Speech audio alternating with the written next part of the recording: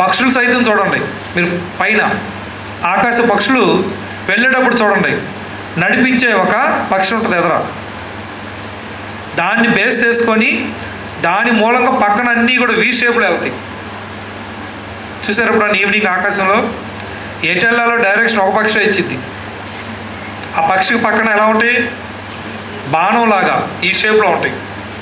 ఎదురున్న పక్షికి వెనకున్న పక్షులన్నీ కూడా ఎదురున్న పక్షిని చూడాలి కదా, ఒకదానికి ఒకటి అడ్డం లేకుండా ఒకదాన్ని ఒకటి బేస్ చేసుకొని ఈ బాణం రూపంలో వెళ్తాయి. అంటే వాటన్నిటిని నడిపించడానికి ఒక పక్షి ఉంటుంది. చీమలు కూడా అంతే, ఎక్కడికి వెళ్ళాలి ఏంటని డిసైడ్ చేయడానికి ఫ్రంట్ ఒక చీమ ఉంటుంది, వాటిని బేస్ చేసుకొని నడుస్తుంది. కాపర్ను బేస్ చేసుకొని గొర్రెలు నడుస్తాయి, అవునా? అంతేగాని నేను వారి మాట వింటాను, వీరి మాట వింటాను, 10 మంది మాట వింటానంటే 10 మార్గాల్లోకి వెళ్ళాలి. కానీ మార్గం ఒకటైనా చాలా మార్గాలు ఉన్నాయా? మేలైన మార్గం దేవుడు ఒకటే చెప్పాడు. దేవుడు నియమించినటువంటి వ్యక్తి మాట వినండి. అక్కడ మోషే చెప్పినట్టేనండి, కొత్త నిబంధనలో నా ప్రియకుమారుని యొక్క మాటలు అంగీకరించండి, ఇంకా అదే మార్గం. 4-5 మార్గాలు లేవు. ఆయన ఎలా చెప్తే అలా నడుచుకోండి, అదే జీవ మార్గం. మరి మోషేని నియమించిన తర్వాత మోషే మాట వినాలో సనుక్కుంటారా? మోషేని సనుక్కున్న వారందరికీ దేవుడు ఏ శిక్ష విధించాడంటే చూడండి ఏం చేశాడు. 6వ వచనం, అందుకు యెహోవా ప్రజల్లోనికి తాపకరములైన సర్పములను పంపెను, అవి ప్రజలను కరువగా ఇశ్రాయేలీయులలో అనేకులు చనిపోయేది. దేవునికి ఎవరు అక్కర్లేదు, దేవుని మాటను వ్యతిరేకించే వాళ్ళు అక్కర్లేదు, దేవుడు నియమించిన వ్యక్తులను వ్యతిరేకించేవారు అక్కర్లేదు దేవునికి. చూడండి, తాను నియమించిన మోషే పట్ల సనుక్కునే వారిని, గొనుక్కునే వారిని, తిట్టుకునే వారిని దేవుడైతే చూస్తూ ఊరుకోలే. దేవుడు చూస్తూ ఊరుకోలే, వెంటనే చర్య తీసుకున్నాడు. కాబట్టి అరణ్యంలో విషపూరితమైనటువంటి పాముల్లో రకాలు ఉంటాయి. అన్ని పాములు కరిస్తే చనిపోరు ఎవరు. పాములన్నీ విషపూరితమైనవి ఉంటాయా? కొన్ని పాములు కరిసినా ఏం కాదు, అర్థమవుతుందా? ప్రాణానికి ఎటువంటి హాని ఉండదు. కొంతమంది పాము కరిసి వచ్చిందంటే మంత్రిస్తారు కదా, మంత్రిస్తారు. నేను పాము కరిసిందంటే వారికి మంత్రిస్తారు, అంటే విషం తలకెక్కకుండా మంత్రిస్తారు. అంటే మంత్రాలు చదివితే అరికాల్లో ఉన్న విషము బ్లడ్లో కలిసి బ్రెయిన్కి వెళ్ళకుండా ఆగిపోద్దా? నరాల్లోకి ఒకసారి విషం వెళ్ళిన తర్వాత ఎక్కడికి వెళ్ళిద్ది? బ్రెయిన్కి వెళ్ళిద్ది కదా. వెళ్ళకుండా కూడా మంత్రిస్తారు కొంతమంది, తెలుసా? విషం తలకెక్కకుండా మంత్రించే వాళ్ళు ఉండేవాళ్ళు ఇటువరకు. ఎందుకంటే నమ్మేవాళ్ళు తెలుసా వాటిని? ఆ మంత్రించేవాడికి ఒక విషయం తెలుసు, పాము కరిసిన తర్వాత ఎక్కడ కరిసిందని అడుగుతాడు. పొలంలో కరిసింది అని చెబుతాడు. పొలంలో ఎప్పుడు కరిసింది అని అడుగుతాడు. 3ంటికి కరిసింది అంటాడు. ఆ మంత్రించే వ్యక్తి ఇప్పుడు సమయం ఎంతో చూసుకుంటాడు, ఎంత 6 అయింది. 3ంటికాడి నుంచి 6 దాకా బతికున్నాడంటే కరిసిన పాము విషపూరితమైందా మామూలుదా? అది మామూలు పాము కరిసిందని అర్థం. వచ్చిన వాళ్ళకి జ్ఞానం ఉండదు. విషపూరితమైన పాము కరిస్తే 5 నిమిషాల్లోనే చనిపోతారు. నరాల్లోకి వెళ్ళటం, బ్రెయిన్కి వెళ్ళటం, ఆగిపోవటం, ఫంక్షన్స్ అన్నీ ఆగిపోతాయి. వాళ్ళకేం తెలుసు? 3 గంటలకు కరిచిన పాముకి 6ంటికి వచ్చి వైద్యం చేయమని అడిగితే తను ఒక హీరోలాగా ఫీల్ అయిపోయి, ఓ నేను నీకు మంత్రించాను, నీకు విషం ఎక్కదిక నీకు అని డబ్బులు తీసుకుంటారు వాళ్ళు. 3 గంటల దాకా బతికుండి మాట్లాడుతున్నాడు అంటే అర్థం ఏంటి? పాముల్లో రకాలు ఉన్నాయి, విషపూరితమైనవి ఉంటాయి, కొన్ని కరిచినా ఏం కాదు, ప్రాణం పోయే అంత ప్రభావం చూపించేటువంటి పాములు ఉండవు. కొన్నే విషపూరితమైన పాములు తక్కువ ఉంటాయి. కొన్ని రకాల జాతులు మాత్రమే కరిస్తే చనిపోతారు మనుషులు, అన్ని పాములకి ఏం చావరు. కానీ దేవుడు ఏం చేశాడు? ఘోరారణ్యంలో వీరిని దండించడానికి ఏ పాములకి ఆజ్ఞ ఇచ్చాడు? తాపకరమైన పాములకి ఆజ్ఞ ఇచ్చాడు. తాపకరమైన పాములు అంటే పాయిజనస్సే, విషపూరితమైనవి. అంతేకాకుండా ఇంకో క్వాలిటీ ఉంది పాములకి, ఏంటో తెలుసా? ఈ పాము కరిస్తే ఒళ్ళంతా వేడెక్కిపోయి విపరీతమైన దాహం వేసిద్ది, ఒళ్ళంతా మండుతున్నట్టు ఉంటుంది, ఒళ్ళంతా మండిపోతున్నట్టు ఉంటుంది. తాపకరమైనటువంటి పాములు అంటే అవి కరిస్తే ప్రాణం పోయిద్ది. పొయ్యే ముందు ఏమనిపిస్తారు తెలుసా వాళ్ళు? ఒళ్ళంతా మండుతున్నట్టు ఉంటుంది. అగ్నితో కాలిస్తే ఎలా ఉంటుంది? అలా ఒళ్ళు మండిపోతూ ఉంటుంది. వారికి ఏం కావాలనిపించింది? బాగా దాహంతో ఆగాలనిపించింది. మంచినీళ్ళు బాగా దాహం వేస్తూ ఉంటుంది, మంచినీళ్ళు తాగాలనిపిస్తూ ఉంటుంది. కానీ అక్కడ కరిచిన తర్వాత ఆ ఫీలింగ్స్తో ఏమవుతారు? వాళ్ళు చనిపోతారు. దేవుడు అటువంటి శిక్షణ వేశాడు. దేవుడు మంచినీళ్ళు ఇస్తున్నాడు, అలాగే వారికి మన్నాన్ని కురిపిస్తున్నాడు. అయినా కానీ సనుక్కున్నారు. దేవుడు వారికి ఎటువంటి శిక్ష వేశాడు? దాహంతో చనిపోయే శిక్షను వేశాడు.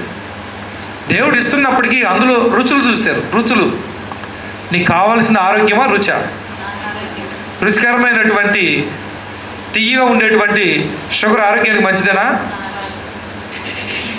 షుగర్ నాలుగు బాగానే ఉంటుంది, కానీ శరీరంలోకి వెళ్తే రోగాలు వస్తాయి, రావా? వస్తాయి. కానీ చేదు మాత్రం కడుపుకు మంచిదా కదా? కొన్ని ఒగరగా ఉంటాయి, కానీ కడుపులోకి వెళ్తే మంచిదా కదా? కానీ మనకి ఏం కావాలి? రుచులు కోరుకుంటాం. మనకు ఆరోగ్యానికి మేలు చేసే ఎప్పుడు కూడా నాలుగుకి బాగవు. అర్థమవుతుందా?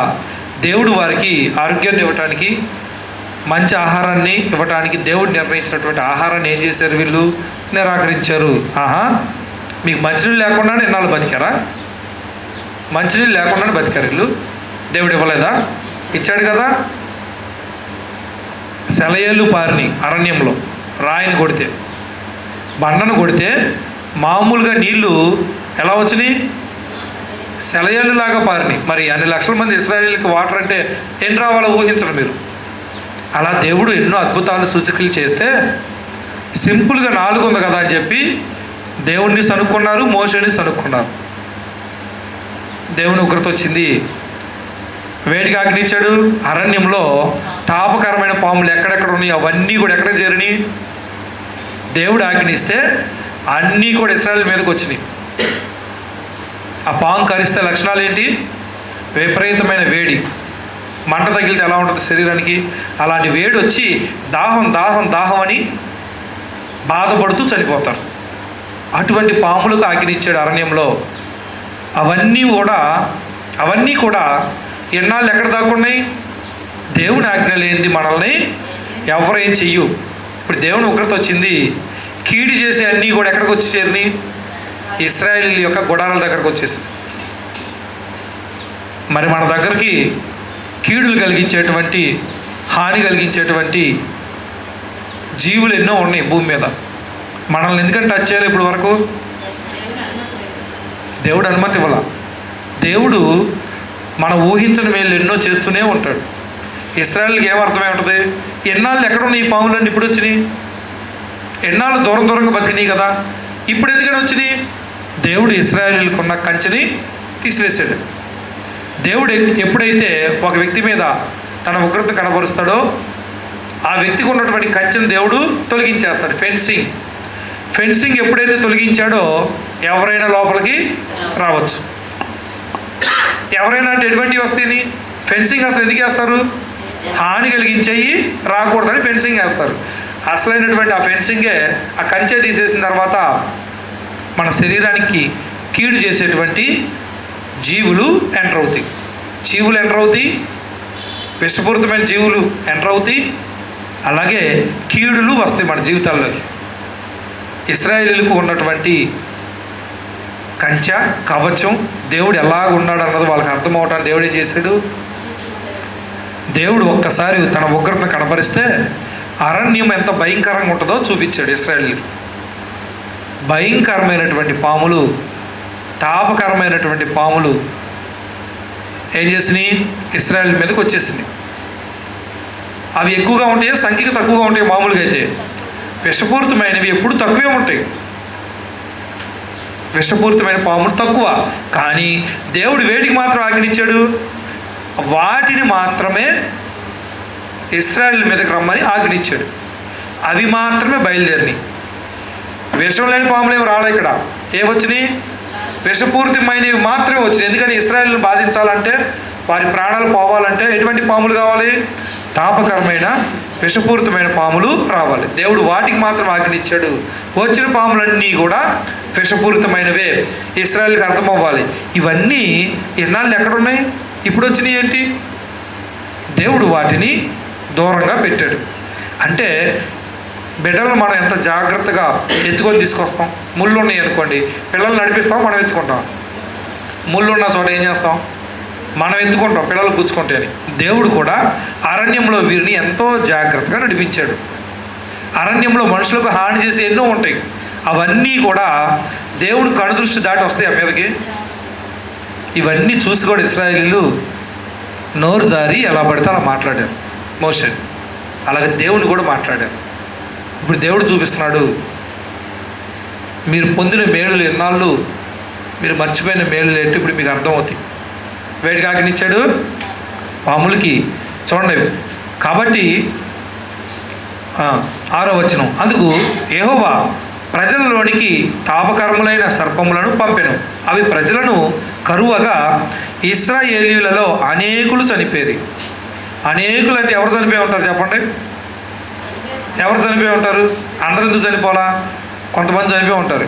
ఆ కొంతమంది ఎవరో మోషే పట్ల, దేవుడి పట్ల సనుక్కున్న వారిని దేవుడు ఏం చేశాడంటే, మీరు అక్కడ ఇశ్రాయేల్లో ఉండటానికి వీల్లేదు, దేవుని ప్రజల్లో ఎవరు ఉండకూడదని దేవుడు ఉద్దేశించాడు. దేవుడు అంటే సనుక్కునే వారి పట్ల, మోషే అంటే సనుక్కునే వారి పట్ల దేవుని ప్రజల్లో ఉంటే మిగతా వారి విశ్వాసం కూడా ఏమైంది? బలహీనపరచబడిద్ది. మన యొక్క ప్రవర్తన ఇంకొకరికి ఎలా ఉండాలి? మాదిరికరంగా ఉండాలి. ఎలాగ ఉండాలి? విశ్వాసంలో ఇంకా ఒక మెట్టు ఎక్కేలాగా మన ప్రవర్తన ఉండాలి. కానీ ఇశ్రాయేలీల్లో దేవుడు అంటే భయం లేకుండా, మోషే అంటే భయం లేకుండా సనుక్కునే గొణుక్కునే వ్యక్తులకు దేవుడు వేడిని అనుమతించి ప్రాణాలు తీశాడు. తాపకరమైన సర్పాలు వచ్చినాయి, వచ్చి అందరిని కరవలాయి. అందరిని కాదు, దేవుడు వాటికి ఆజ్ఞనిచ్చాడు. ఎవరి యొక్క హృదయం చెడిపోయిందో, ఎవరి యొక్క హృదయం కఠినంగా ఉందో వారిని మాత్రమే ఆ యొక్క తాపకరమైన పాములు వెళ్ళి, సర్పాలు వెళ్ళి కరిచినాయి అంట. చూడండి, అనేకులు చనిపోయారు.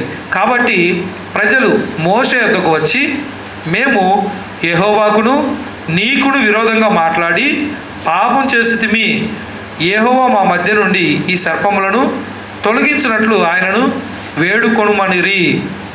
అంతకుముందు మనం చూసాం, అహరోను వేడుకున్నాడు మోషేని. మిరియాముకు కుష్టి వచ్చినప్పుడు వేడుకున్నాడు. ఇశ్రాయేల్ ప్రజలకు దేవునికి మధ్యవర్తిగా మోషే ఉండి ఏం చేశాడు? అక్కడ వేడుకున్నాడు, ఎలుగెత్తి ప్రార్థన చేశాడని చూసాం. ఇప్పుడు మరలా వీళ్ళు ఏం చేశారు? మోషే గురించి సనుక్కున్నారు, గొణుక్కున్నారు. ఏం మాట్లాడారు అన్నది ఆ పదాలు ఇక్కడ రాయల. మొత్తానికి కఠినంగానే ఏదో మాట్లాడారు. దేవుడు కళ్ళారా చెవులారా విన్నాడు, చూశాడు, బాధపడ్డాడు. బాధపడి ఇప్పుడు ఏమైంది? సర్పాలు వచ్చి వారిని బాధించినవి, చనిపోయారు అంతే. మిగతా వాళ్ళకి భయం కలిగింది. భయం కలిగి వచ్చి ఏం చెప్పుకున్నారు?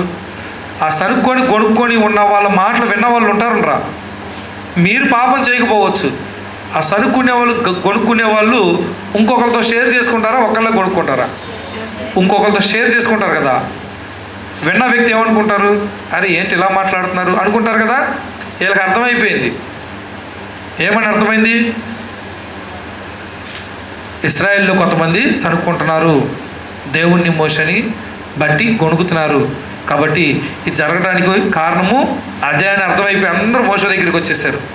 ఏమని చెప్తున్నారు? యెహోవాకును నీకును విరోధంగా మాట్లాడి పాపం చేసేదిమి, యెహోవా మా మధ్య నుండి ఈ సర్పములను తొలగించినట్లు ఆయనను వేడుకొనమనిరి. మోషేని బతిలాడుకుంటున్నారు.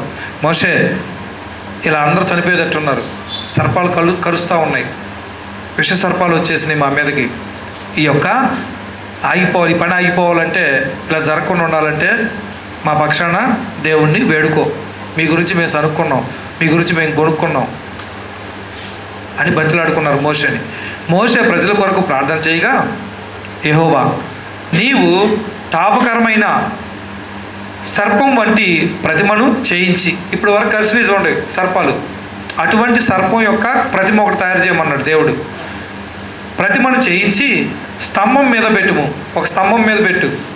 ఎందుకంటే ఇశ్రాయేలీలు గుడారాలు వేసుకొని దూరంగా ఉంటారు కదా, మరి అందరికి కనిపించాలంటే ఒక స్తంభం మీద పెట్టాలి. దాన్ని పైకి లేపితే అందరూ చూడాలి, అందరు కనపడేటట్టు పెట్టాలి.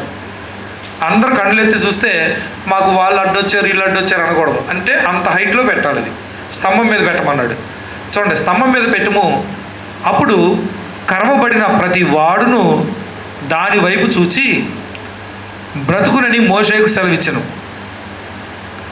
చనిపోవటానికి రెడీగా ఉన్నారు కొంతమంది. అవి కరిస్తే చనిపోవటానికి రెడీగా ఉన్నారు మంచం మీద ఉండి. అంటే కొద్దిగా చనిపోతారు కదా, పాయిజన్ అంతా పాకి ఒళ్ళంతా. చనిపోవటానికి రెడీగా ఉన్నప్పుడు దేవుడు వారికి చూపించిన పరిష్కారం ఏంటంటే, ఆ తాపకరమైనటువంటి సర్పం యొక్క ప్రతిమను తయారు చేసి స్తంభం మీద పెట్టండి. ఎవరైనా బ్రతకాలి నేను అని ఆశ ఉన్న వాళ్ళు ఏం చేయాలి? బ్రతకాలి అని కోరిక ఉన్న వాళ్ళు ఏం చేయాలి? దాని వైపు చూడాలంట. దాని వైపు చూచి బ్రతుకునని మోషేకు సెలవిచ్చెను. బ్రతకాలి అంటే మాత్రం ఖచ్చితంగా ఆ ప్రతిమ వైపు చూడాలి. ఆ ప్రతిమ కనిపించాలంటే ఏం చేయాలి? ఎత్తులో పెట్టాలి, హైట్లో పైకి లేపాలి స్తంభం మీద. కాబట్టి ఈ యొక్క పాము చేత, ఈ యొక్క సర్పం చేత కరవబడిన వాళ్ళు బ్రతుకున్నట్లు స్తంభం మీద దాన్ని, ఆ ప్రతిమను పెట్టాలి. తాపకరమైన సర్పము ప్రతిమను పెట్టమన్నాడు. 9వ వచనం, కాబట్టి మోషే ఇత్తడి సర్పం ఒకటి చేయించి స్తంభం మీద దానిని పెట్టెను. అప్పుడు సర్పపు కాటు తినిన ప్రతి వాడు ఆ ఇత్తడి సర్పమును నిదానించి చూచినందున బ్రతికెను. కాటు పడిన వాళ్ళు, ఆ సర్పం బారిన పడిన వాళ్ళు, కాసేపట్లో చనిపోవడానికి సిద్ధంగా ఉన్నవాళ్ళు తాను బ్రతుకున్నట్లు దేని వైపు చూడాలి? ఆ ఇత్తడి సర్పము, ఎత్తబడిన ఇత్తడి సర్పం వైపు చూస్తే వారు మరలా ఏమవుతారంట? బ్రతుకుతారంట. ఈ మాట చెప్పింది ఎవరు? దేవుడే చెప్పాడు స్వయంగా. కాబట్టి ఆ ఇత్తడి సర్పాన్ని చూసిన వాళ్ళందరూ ఏమవుతారు? ఇప్పుడు బ్రతుకుతారు. ఇప్పుడు కూడా ఇత్తడి సర్పం చేసి ఎవరికైనా పాము కరిసింది అనుకోండి, ఇత్తడి సర్పం ప్రతిమ ఒకటి తయారు చేసి నువ్వు చనిపోవు, ఈ ప్రతిమ ఇంకా చూడండి, నమ్ముతారా? ఎందుకని? మరి అక్కడ జరిగిందిగా అంటారు. అక్కడ ఎవరు బ్రతుకుతారు? తన ప్రజలకు దేవుడిచ్చిన మాట, దేవుడు పలుకు ప్రతి మాట వలన బ్రతుకుతారు. అక్కడ ఏ వైద్యం జరగల. పాము కరిసిన వాళ్ళకి అక్కడ ఏ మంత్రాలు లేవు, తంత్రాలు లేవు, ఏం మంది ఇట్లా ఎత్తబడిన ఇత్తడి సర్పాన్ని చూస్తే బతుకుతారు. ఈ మాట చెప్పింది ఎవరు? దేవుడు పలుకు ప్రతి మాట వలన బ్రతుకుతారే తప్ప నేను అరణ్యంలో ఉన్నానా, సముద్రంలో ఉన్నానా, ఎక్కడున్నానా కాదు. చేప కడుపులో ఉన్న యోనా కూడా బతికే ఉన్నాడు. ఎందుకని? దేవుడు చనిపోమంటేనే చనిపోతారు ఎవరైనా. అర్థమవుతుందా? దేవుడు ఆకిడిచ్చేంత వరకు వాళ్ళ ప్రాణం పోదు. అంతే తప్ప ప్రాణాలు పోవడానికి కారణం అరణ్యాలు కాదు, ప్రాణాలు పోవడానికి కారణం ఆకలి కాదు. దేవుడు పలుకు ప్రతి మాట వలన మనిషి బ్రతుకుతాడు.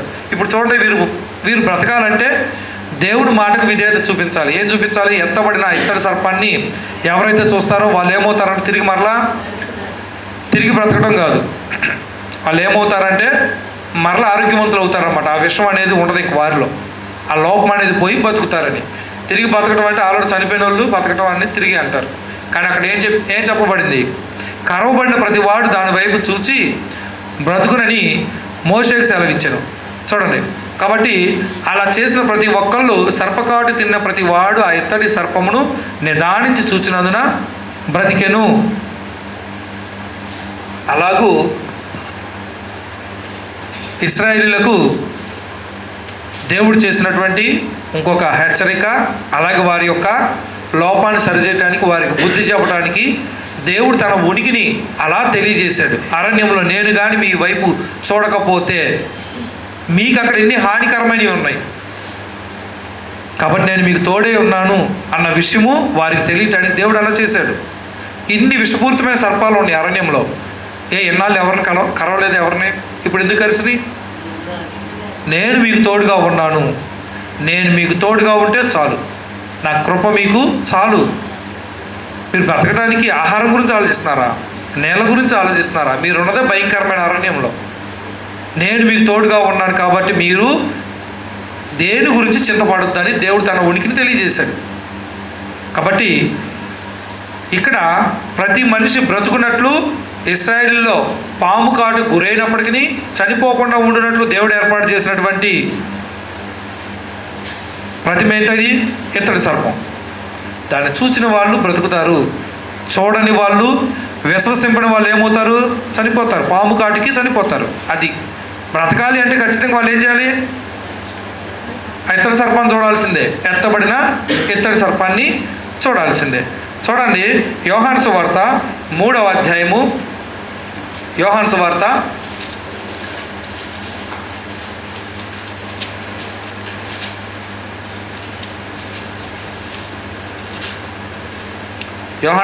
3వ అధ్యాయము 14 నుంచి 15 వరకు. యోహాను సువార్త అంటే యోహాను రాసిన సువార్త 3వ అధ్యాయము 14 నుంచి 15. అరణ్యంలో మోషే సర్పమును ఎలాగ ఎత్తెనో అలాగే విశ్వసించు ప్రతి వాడును నశింపక ఆయన ద్వారా నిత్య జీవం పొందినట్లు మనుష్య కుమారుడు ఎత్తబడవలెను. అక్కడేమో భౌతిక మరణం గురించి మాట్లాడాడు. పాత నిబంధనలో చనిపోవడం అనేది చనిపోవడం అది భౌతిక మరణం. ఆ మరణం రాకుండా ఉండాలంటే ఖచ్చితంగా ఎత్తబడిన సర్పాన్ని చూడాలి. ఆత్మీయంగా చనిపోయిన వారు, ఆత్మీయంగా సమాధుల్లో ఉన్నవాళ్ళు మరలా లేపబడాలంటే, చనిపోయినను బ్రతకాలంటే, విశ్వసించిన ప్రతి వారు బ్రతుకున్నట్లు ఎవరు ఎత్తబడ్డారు? యేసుక్రీస్తు వారు ఎత్తబడ్డారు. మన పాపం నిమిత్తం చనిపోయి సమాధి చేయబడి తిరిగి లేపబడ్డాడు, ఎత్తబడ్డాడు. కాబట్టి క్రీస్తు వైపు చూచు ప్రతి వారు ఎత్తబడిన, అంటే తండ్రి కుడిపార్శ్వాన కూర్చొని ఉన్న క్రీస్తును విశ్వసించిన ప్రతి వారు ఏమని విశ్వసిస్తారు? యేసుక్రీస్తుని ఏమని విశ్వసిస్తారు? నా పాపం నిమిత్తం ఆయన తాను సిలువకు అప్పగించుకొని 3వ దినమున మనము నీతిమంతులుగా తీర్చబడినట్లు ఆయన 3వ దినమున లేపబడి తండ్రి కుడిపార్శ్వాన కూర్చున్నాడు. మన పక్షాన యాజకత్వం చేస్తున్నాడు. క్రీస్తునందు ఉన్న ప్రతి ఒక్కరికి నిత్య జీవం, ఇది వాగ్దానం. కాబట్టి యేసుక్రీస్తు భూమి మీదకి ఎందుకు వచ్చాడు? భూమి మీదకి వచ్చి ఏం చేశాడు? సర్వమానవాళి నిమిత్తం ఆయన చేసిన పని ఏంటి? ఇవన్నీ తెలుసుకొని సువార్తను అంగీకరించి విశ్వసించిన ప్రతి ఒక్కరూ, క్రీస్తును చూస్తూ జీవించే ప్రతి ఒక్కరూ ఏమవుతున్నారు? బ్రతికారు. ఆత్మీయంగా చనిపోయిన అందరూ ఏమవుతున్నారు? క్రీస్తు వైపు చూచు ప్రతి ఒక్కరూ ఒకప్పుడు ఆత్మీయంగా చనిపోయినవారు. ఇప్పుడు ఎత్తబడిన క్రీస్తుని చూసి ఏమవుతున్నారు? అందరూ బ్రతుకుతున్నారు, ఆత్మీయంగా బ్రతుకుతున్నారు. ఆత్మీయంగా చనిపోయిన ప్రతి ఒక్కరూ క్రీస్తు వైపు చూచుట వలన ఏమవుతున్నారు? మరలా బ్రతుకుతున్నారు. ఇది దేనికి సాదృశ్యమై ఉంది? పాత నిబంధనలో జరిగిన సంఘటన ఎత్తబడినటువంటి ఆ యొక్క ఇత్తడి సర్పానికి సాదృశ్యంగా ఎవరు కనపడుతున్నారు? ఇప్పుడు యేసుక్రీస్తు వారు కనిపిస్తున్నారు. అక్కడ ఇత్తడి సర్పాన్ని చూస్తే అక్కడ వారికి ఏమైంది? పోవాల్సిన ప్రాణాలు పోకుండా బ్రతికారు. వారిపై విష ప్రభావం ఏది జరగల, ఎవరు చనిపోలా. చూసిన వాళ్ళైతే చనిపోలా. కానీ దానికి సాదృశ్యంగా ఇప్పుడు ఎత్తబడింది ఎవరు? యేసుక్రీస్తు వారు పరమునకు చేర్చబడి మనము నిత్య జీవాన్ని స్వతంత్రించుకున్నట్లు మనకు ఒక యాజకుడు కావాలి. పరిశుద్ధుడైన యాజకుడు, తన కొరకు ఏమీ బలి అనేది ఉండదు. మనందరి నిమిత్తం ఆయన యొక్క స్వరక్తంతో ఎక్కడ ప్రవేశించాడు? పరలోకంలోనికి ప్రవేశించాడు, అతి పరిశుద్ధ స్థలంలోనికి ప్రవేశించాడు. కాబట్టి ఎత్తబడిన ఆ క్రీస్తును చూచే ప్రతి వారు ఏమవుతున్నారు? ఆత్మీయంగా బ్రతుకుతున్నారు, సజీవులుగా బ్రతుకుతున్నారు. కాబట్టి అక్కడ సంఘటనని ఇక్కడ మరలా మనకి చూపించడం జరిగింది. చూడండి, అరణ్యంలో మోషే సర్పంను ఎలాగెత్తనో అలాగే విశ్వసించు ప్రతి వాడును నశింపక ఆయన ద్వారా నిత్య జీవం పొందినట్లు మనుష్య కుమారుడు ఎత్తబడవలెను. అంటే అక్కడ డైరెక్ట్గా చెప్పిన మాటలు అప్పుడు ఇంకా ఎత్తబడాలి యేసుక్రీస్తు వారు. ఇప్పుడు మనం చెప్పుకోవాలని ఏం మాట్లాడాలి? మన పాప నిమిత్తం చనిపోయాడు, సమాధి చేయబడ్డాడు, 3వ రోజున లేచాడు, తండ్రి కుడి పార్శ్వాన కూర్చున్నాడు. అప్పుడు ఇంకా జరగలేదు కాబట్టి ఎత్తబడవలెను అన్నాడు. ఇప్పుడు మనం ఏం చెప్పుకోవాలి? ఆయన ఏమయ్యాడు? ఎత్తబడ్డాడు. కాబట్టి యేసుక్రీస్తు వారు స్వయంగా మాట్లాడిన మాటలు కాబట్టి ఆయన మాట్లాడుతూ ఉన్నాడు కాబట్టి ఏమన్నాడు? ఇది ఇంకా జరగవలసి ఉంది కాబట్టి ఎత్తబడవలెను అన్నాడు. స్వయంగా యేసుక్రీస్తు వారు పలికిన మాటలు కదా ఇవి. ఆ పైన చూడండి, మీకు అర్థమవుతుంది. అక్కడ 10వ వచనం, యేసు ఇట్లనెను, నీవు ఇశ్రాయేలునకు బోధకుడు అయి ఉండి వీటిని ఎరుగువా? మేము ఎరిగిన సంగతియే చెప్పుచున్నాము, చూచిన దానికే సాక్ష్యం ఇచ్చుచున్నాము, మా సాక్ష్యం మీరు అంగీకరింపరని మీతో నిశ్చయంగా చెప్పుచున్నాను. భూ సంబంధమైన సంగతులు నేను మీతో చెప్పితే మీరు నమ్మకున్నప్పుడు పరలోక సంబంధమైనవి మీతో చెప్పిన ఎడల ఎలాగ నమ్ముదురు? మరియు పరలోకం నుండి దిగివచ్చిన వాడే, అనగా పరలోకంలో ఉండు మనుష్య కుమారుడే తప్ప పరలోకమునకు ఎక్కిపోయిన వాడు ఎవడను లేడు. ఇది మొత్తం మాట్లాడుతున్న ఎవరు? యేసుక్రీస్తు వారు జీవించి ఉన్నప్పుడు, యేసుక్రీస్తు వారు ఇంకా సిలువ వేయబడక మునుపు తాను స్వయంగా మాట్లాడుతున్నాడు. కాబట్టి ఏమన్నాడు? అరణ్యంలో మోషే సర్పమును ఎలాగెత్తినో అలాగే విశ్వసించి ప్రతి వాడును నశింపక ఆయన ద్వారా నిత్యజీవం పొందినట్టు మనుష్య కుమారుడు ఎత్తబడవలెను. తన గురించి మాట్లాడుతున్నాడు కాబట్టి, ఇంకా ఆయన మన పాప నిమిత్తం చనిపోలేదు కాబట్టి అప్పటికి ఎత్తబడవలెను అంటున్నాడు, జరగవలసి ఉన్నది. కాబట్టి ఈ రోజుల్లో అనేకులు అపరాధముల చేత పాపముల చేత చచ్చిపడి ఉన్నారు. వీరేమవ్వాలి? చచ్చిన వారు బ్రతకాలంటే ఎవరి వైపు చూడాలి? అప్పట్లో వారు బ్రతకాలంటే ఆ సర్పం బారి నుంచి వారు విముక్తి చెంది బ్రతకాలంటేనేమో ఎత్తబడిన సర్పాన్ని చూడాలి, ఇతర సర్పాన్ని. ఇప్పుడు ఆత్మీయంగా చనిపోయిన ప్రతి ఒక్కరూ బ్రతుకున్నట్లు ఏం చేయాలి? ఎత్తబడిన యేసుక్రీస్తు వారిని చూడాలి. మోషే కంటే శ్రేష్ఠుడు. మరి ఆయన వైపు చూసిన వాళ్ళు బాగుంటారా? బాగారా? అన్ని విషయాల్లో బాగుంటారు, సంతోషంగా ఉంటారు. కాబట్టి మనం ఎవరిని చూడాలి? యేసుక్రీస్తు వారి వైపు చూడాలి. ఆయన జీవితాన్ని గమనించాలి. ఆయన మాటలను అంగీకరిస్తున్నానా లేదా, వ్యతిరేకిస్తున్నానా లేదా, ఇవన్నీ పరిశీలించుకుంటూ ముందుకు సాగాలి. యేసుక్రీస్తుని అనుసరించే ప్రతి ఒక్కరు కూడా సజీవులు. సజీవులు మొర దేవుడు వింటాడు. సజీవులు పరలోకానికి వెళ్తారు. సనుక్కునేవాళ్ళు, గొణుక్కునేవాళ్ళు అరణ్యములు ఎలాగైతే రాలిపోయారో, క్రీస్తులోకి వచ్చిన తర్వాత కూడా మనలో సనుక్కుంటాం, గొణుక్కుంటాం, అసహనము, అలాగే అపవిత్రమైన మాటలు, పోకిరి మాటలు. ఇంకేం చెప్పాడు బైబిల్లో? 1 పేతురు మనం చదివాం 4వ అధ్యాయంలో.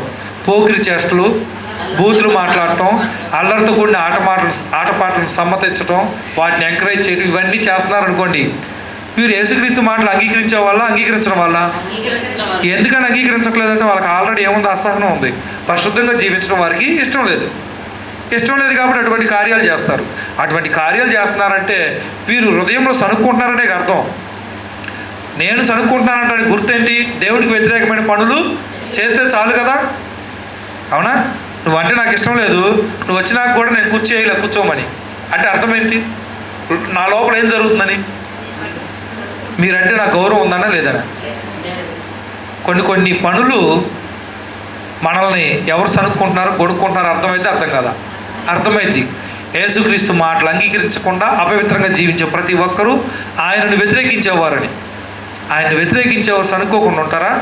గొడుక్కోకుండా ఉంటారా? వారిని ఎప్పుడైనా హెచ్చరించి చూడండి. సనుక్కుంటారా? గొడుక్కుంటారా? రెండు చేస్తారు చేయరా? అది. కాబట్టి అలాంటి అసహనంతో ఉన్నటువంటి ఇశ్రాయేలు పట్ల దేవుడు తన కోపాన్ని చూపించాడు. ఆయన కరుణా సంపన్నుడు కాబట్టి వారు మరలా మోషే ద్వారా దేవుడిని అడగమన్నప్పుడు దేవుడు కరుణా సంపన్నుడు కాబట్టి వారి పట్ల మరలా తన యొక్క కనికరాన్ని చూపించాడు. ఈ రోజుల్లో కూడా క్రీస్తులోకి వచ్చిన మనము మరలా అనాసక్తితో ఉన్న, యేసుక్రీస్తు మాటలు అంగీకరించకుండా కొద్దిగా వెనకబడి ఉన్నా, అల్ప విశ్వాసంలోకి వెళ్ళిపోతున్నా, ఆసక్తి తగ్గిపోతున్నా ఏమైపోతారు? ఆత్మీయంగా మరలా చనిపోతారు. కాబట్టి ఏం చేయాలి? ఎప్పుడు చనిపోకుండా ఉండినట్లు ఎత్తబడిన క్రీస్తు వైపే చూడండి. మనం సజీవులుగా కొనసాగినంత వరకే నిత్య జీవం మనం చేరుకోగలమనే ఆశ ఉంటుంది.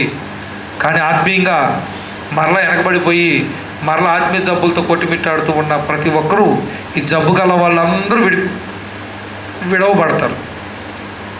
ఆరోగ్యవంతులు కావాలా పరలోకానికి? ఆత్మీయ జబ్బులు ఉన్న వాళ్ళు కావాలా? ఆరోగ్యవంతులే కావాలి. ఎందుకంటే పరలోకంలో అందరూ ఆరోగ్యవంతులే ఉంటారు. ఆత్మీయ ఆరోగ్యాన్ని కలిగిన వారే పరలోకంలో ఉంటారు. ఆత్మీయ జబ్బులు ఉన్న వారిని దేవుడు చాటలో చెరిగి ఏమవుతారు? పొట్టు వల్లే ఎగిరిపోతారు. దేవుడికి ఎప్పుడు నాణ్యమైన వాళ్ళే కావాలి. చూడండి, దేవుడే జోక్యం చేసుకోబట్టి వారు బతికారు. కానీ దేవుడు జోక్యం చేసుకోకపోతే ఏమైపోయేవాళ్ళు? ఇశ్రాయేలీలు వాళ్ళు చనిపోతానే ఉండేవాళ్ళు. ఎంతమంది చనుక్కున్నారు మనకు తెలియదు. అలా అందరూ పిట్టలు రాలినట్టు రాలిపోతానే ఉండేవాళ్ళు. కానీ దేవుడు తన బిడ్డల పట్ల మరలా కనికరపడ్డాడు. ఈ రోజుల్లో కూడా దేవుడు మనల్ని దండిస్తున్నప్పుడు వెంటనే ఏమవ్వాలి? సెట్ అయిపోవాలి. వెంటనే మోకరిల్లి వాళ్ళు ఎలా చెప్పారు? ఇశ్రాయేలీయులు, మేము పాపులము. అహరోను మేము పాపులము అని ఒప్పుకున్నాడు. ఎందుకంటే దేవుని ఉగ్రతను ఎక్కడ తట్టుకుంటారు? అహరోను వెంటనే మేము పాపులము అని ఒప్పుకున్నాడు. ఇక్కడ కూడా వీళ్ళు ఇశ్రాయేలీయులు అందరూ వచ్చి మోషే దగ్గరికి వచ్చి మేము పాపం చేశాము, ఎందుకని మరంత ఉగ్రతను మేము తట్టుకోలేము. ఇంకా దేవుని దగ్గర అలా ఒప్పుకోవాలి. మన కీడులు వచ్చినప్పుడు, శ్రమలు వచ్చినప్పుడు, కష్టాలు వచ్చినప్పుడు మనమే నోరు తెరిచి, నాయన నీ పాపిని, నా పాపములు నేను ఎరుగుదును, నీ ఉగ్రత నుంచి నేను తప్పించుకోవడం లాగున నా పాపములు క్షమించు, నేను మారుమనసు పొందుతున్నానని దేవుని దగ్గర ఒప్పుకోవాలి. ఒప్పుకోనంత వరకు దేవుని ఉగ్రత కొనసాగుతూ ఉంటే మన ఆత్మ ఏమైపోతూ ఉంటుంది? క్షీణించిపోతూ ఉంటుంది. ఆత్మ క్షీణించటం అంటే వారు ఆత్మీయంగా వర్ధిల్లే అవకాశం ఉండదు. వారు ఆత్మీయంగా వాక్యం వినలేరు, వెంటనే గుర్తుపెట్టుకోలేరు, తమ జీవితాన్ని మార్చుకోలేరు. క్షీణించటం అంటే అది.